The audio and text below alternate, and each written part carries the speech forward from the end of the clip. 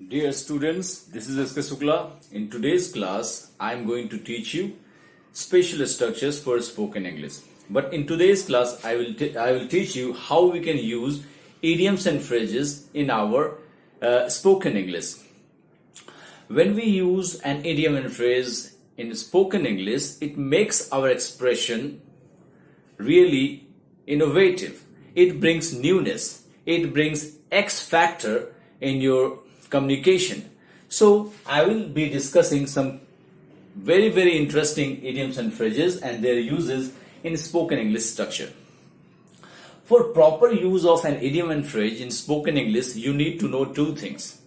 Idioms and phrases का इस्तेमाल आप सही तरीके से कर सकें, इसके लिए दो चीजों की आवश्यकता होती है. पहला तो आपको उस इडियम एंड फ्रेज का मीनिंग बहुत ही क्लियर हो, और दूसरा कि उनका ग्रामेटिकल फंक्शन आपको क्लियर हो. एक इडियम एंड फ्रेज वर्ब का भी काम कर सकता है, नाउन का भी काम कर सकता है, एडजेक्टिव का भी काम कर सकता है और एडवर्ब का भी काम कर सकता है.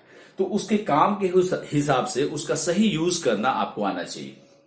तो पहला स्ट्रक्चर देखिए आज का. सब्जेक्ट के बाद बी फॉर्म ऑफ वर्ब का यूज करेंगे और उसके बाद एक इडियम एंड फ्रेज यूज करेंगे. A piece of cake. A piece of cake.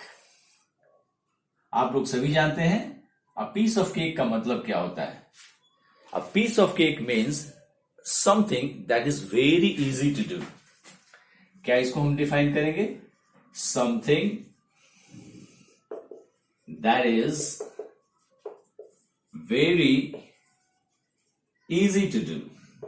Easy to do यानी वह चीज जो करना बहुत ही आसान हो, उसको इस एक्सप्रेशन के द्वारा हम लिख सकते हैं. उस चीज को जो करना बहुत आसान हो उसको सब्जेक्ट बनाएंगे और इसके बाद इसके according be form of verb लगाएंगे. Be form of verb present में इज एम आर यूज होगा, पास्ट में वाज वेयर और फ्यूचर में विल या शैल बी यूज होगा. और उसके बाद ये इडियम एंड फ्रेज हम यूज करेंगे. जैसे मैंने बताया कि इसका प्रयोग किस लिए करेंगे? To show that something is very easy to do. जैसे अगर मैं एक सेंटेंस लिखूं, अगर मैं बोलूं कि making coffee is easy for me. Making coffee is easy for me. This sentence is absolutely fine and it also expresses the meaning clearly. But अगर मैं इसमें इस इडियम एंड फ्रेज को यूज कर दूं, अगर मैं लिखूं कि making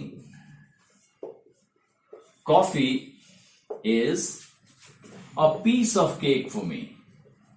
a piece of cake for me. दोनों सेंटेंसेस का सेंस जो है सेम है, लेकिन जैसे ही अ पीस ऑफ केक मैंने लगा दिया, आपका एक्सप्रेशन बहुत ही ज्यादा इनोवेटिव हो गया और there is a newness in your expression. So idioms and phrases make your structure look very good and you sound really good. And besides that, it makes your expression concise, precise and lucid. So use of idiom and phrases in spoken English structure is very good. तो पहला structure I hope it is clear. इसको हर tense में इस्तेमाल कर सकते हैं. जैसे एक और एग्जांपल मैं दूं, लिखूं, इसको देखिए. अगर मैं लिखूं कि this work is a piece of cake for me. A piece of cake for मी.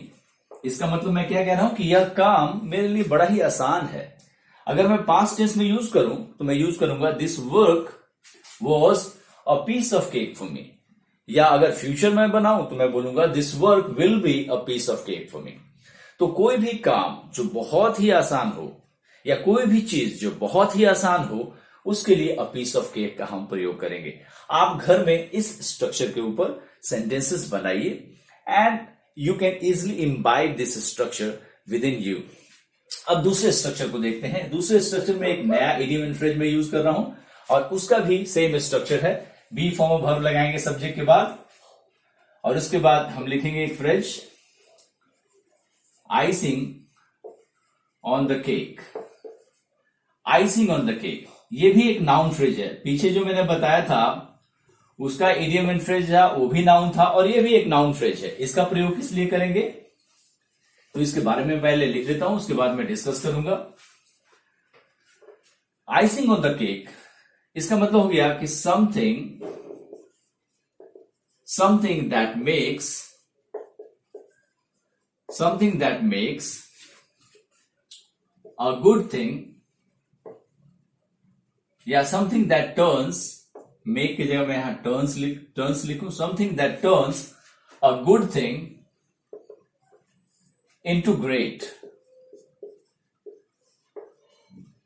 अगर कोई चीज किसी को अच्छा से बहुत अच्छा बना दे तो उसके लिए हम icing on the cake idiom and phrase का इस्तेमाल करेंगे। यहां भी हम वो चीज जो किसी चीज को बहुत बेहतर बना दे रहा है उसको सब्जेक्ट बना देंगे और उसके बाद बी फॉर्म ऑफ वर्ब इसके अकॉर्डिंग लगाएंगे और इसके बाद इस इडियम एंड फ्रेज का इस्तेमाल कर देंगे। अब जरा देखिए इस एग्जाम्पल को। अगर मैं लिखूं कि coming of Rafael jets is icing on the cake for Indian Air Force। यानी कि रफाइल जेट्स का आना आइसिंग ऑन द केक है इंडियन एयरफोर्स के लिए। आइसिंग ऑन द केक के लिए अगर मैं एडजेक्ट हिंदी का इस्तेमाल करूं तो हो जाएगा सोने पे सुहागा। अगर कोई चीज बहुत अच्छा है और उससे भी अच्छा अगर कोई चीज हो जाए तो उसके लिए हम आइसिंग ऑन द केक का इस्तेमाल करेंगे। That is what this sentence means and this makes the meaning very very innovative and very interesting as well. अगले स्ट्रक्चर को देखते हैं। We'll see the third structure. इसमें मैं एक ऐसे इडियम एंड फ्रेज का इस्तेमाल कर रहा हूं जो वर्ब की तरह काम करेगा, यानी उसका हेडवर्ड एक वर्ब होगा और उसको वर्ब के किसी भी फॉर्म में चेंज किया जा सकता है। ऑक्सिलरी वर्ब के साथ कंबाइन करके उसको कंटिन्यूअस परफेक्ट टेंस में बदला जा सकता है। Let's check out, let's look at this particular structure. इसको देखिए, इसमें सब्जेक्ट लगाएंगे और सब्जेक्ट के बाद उस इडियम एंड फ्रेज को लिखेंगे जिसकी मैं बात कर रहा हूं। Pin one's hope on. तो यहां पे देख रहे हैं कि ये एक ऐसा इडियम फ्रेज है जिसका हेडवर्ड पिन है जो कि वर्ब है। तो पूरा ये इडियम एंड फ्रेज एक वर्ब की तरह काम करेगा और पिन का फॉर्म आप चेंज करके पिनिंग, पिन्ड, विल पिन बना सकते हैं। लेकिन इस इडियम एंड फ्रेज का मतलब क्या होता है इसको जरा देखें। इसको भी हर टेंस में इस्तेमाल करेंगे। इसका मतलब होता है to hope very much. To hope very much यानी किसी भी चीज से बहुत ज्यादा आशा करना, या to have a lot of expectation.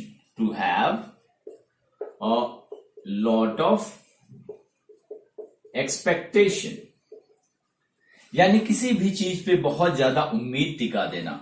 तो जिस पे बहुत ज्यादा उम्मीद टिकाया है हमने उसको सब्जेक्ट बनाएंगे, या जो उम्मीद टिकाया, इनफैक्ट नो नॉट दैट कि जिस पे जो उम्मीद कर रहा है उसको सब्जेक्ट बनाएंगे। इसके बाद ये इडियम एंड फ्रेज लिखेंगे। जैसे इस एग्जाम्पल को देखिए, द पीपल, या मैं पीपल की जगह मैं सब्जेक्ट बी को बना दूं। We are pinning our hope on the corona vaccine. We are pinning our hope on corona vaccine. You all know that this is a period of corona pandemic. We all are in a very difficult situation and our only hope is corona vaccine. इसका मतलब क्या हुआ? We are pinning our hope on the corona vaccine. यानी हम अपनी उम्मीदों को corona vaccine पे टिका रहे हैं। एक और एग्जांपल देखिए। I pin my hope on you। मैं अपना उम्मीद आप पे टिकाता हूं। ये सिंपल प्रेजेंट का है। अगर मैं कंटिन्यूअस बनाना चाहूं, I am pinning my hope on you.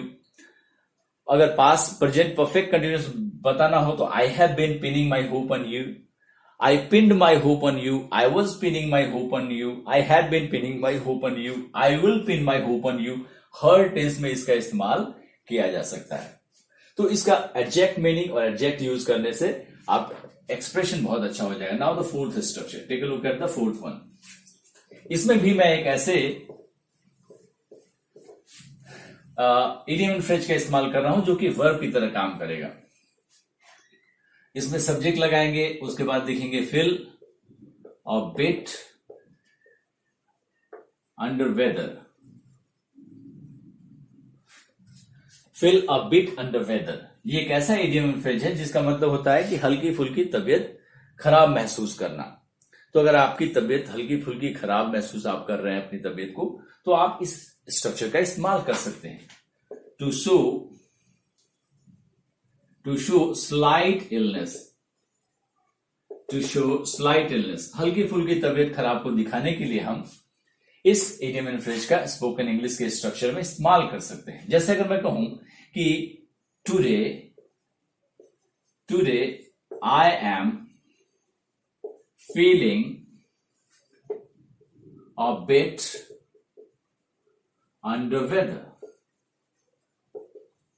इसका मतलब कि आज मैं अच्छा महसूस नहीं कर रहा हूं, आज मेरी तबीयत हल्की फुल्की खराब है. अगर इसका मैं पास्ट टेंस बनाना चाहूं तो मैं कहूंगा कि मैं पास्ट टेंस मैंने यूज किया है, तो यहां पे मैं पास्ट का एडवर्ब लगा दूं.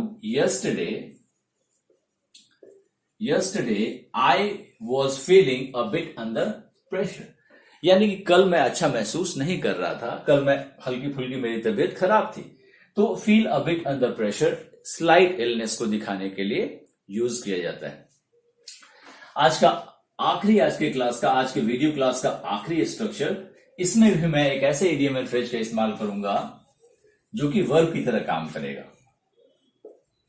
Cry over spilt milk. Cry over spilt milk. Cry over spilt milk का मतलब क्या होता है, पहले मैं इसको लिख दूं, उसके बाद मैं एग्जाम्पल से एक्सप्लेन करूंगा. इसको देखिए, इसका मतलब होता है to regret over something pointlessly.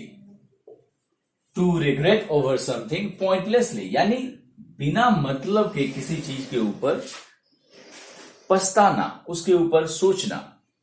क्योंकि अगर चीज, if something has already happened and you can't make any change into it, then it is useless to think over it and regret about it. So if you do, then you can use that by this particular structure. You can express that particular situation with the help of this particular structure. जैसे इस example को देखिए, अगर मैं लिखूं कि she is crying over spilt milk. She is crying over spilt milk. इसका मतलब कि वो किसी बीते बात पे पछता रही है. She is crying over spilt milk. अगर हम इसका टेंस चेंज करना, पास्ट की बात करें, तो she was crying over spilt milk. तो इसका इस्तेमाल हम अपने रिक्वायरमेंट के हिसाब से अलग अलग टेंसेस में कर सकते हैं. So in today's class, I have taught you 5 phrasal spoken English structures. If you want to imbibe them, you should make your own sentences on these particular structures. I hope you like this class. See you in the next video class. And if you like my class, you must subscribe my channel. Thank you.